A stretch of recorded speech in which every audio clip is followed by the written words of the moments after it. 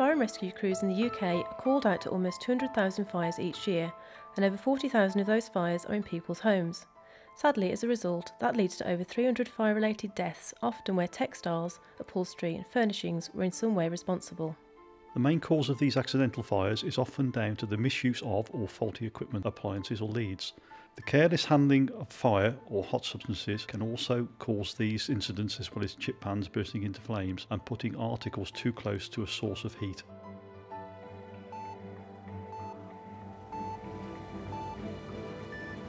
Most people are aware of these risks, so there are only now about 12% of homes that don't have a working smoke alarm. More than 1/3 of the fires that do happen occurred in the homes without those alarms, as well as 75% of the fire fatalities.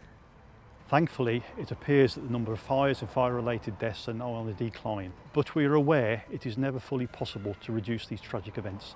You'll therefore be glad to know that your flat and the block it is in contain many fire safety features to keep you safe should a fire start. The walls, floors and ceilings have been specially constructed to resist the spread of fire and smoke between flats and communal landings. Where holes have been made to allow pipes or cables into your flat, the holes formed will have been filled with a fire-resistant material which will ensure at least 60 minutes before fire or smoke can pass through, giving you extra time to escape. The main entrance door to your flat is fire rated, giving you 30 minutes protection against fire and smoke. The letter plate and other door furniture is also fire rated.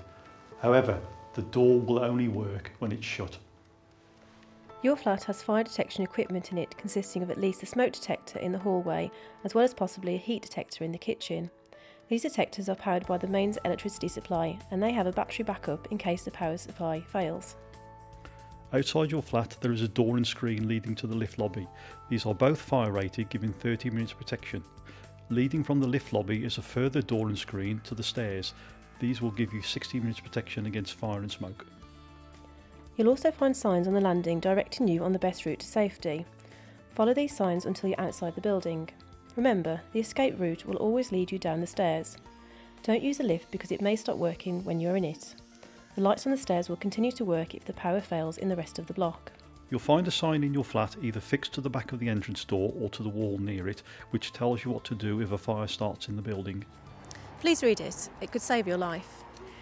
In the likely event that a fire should start in your flat whilst you're in it, the sounders in the detectors will alert you, and where available, a signal will also be sent to the monitoring service. The monitoring service will have access to the CCTV system inside and around the block of flats, and they will use this to look for signs of smoke or fire before calling the fire brigade.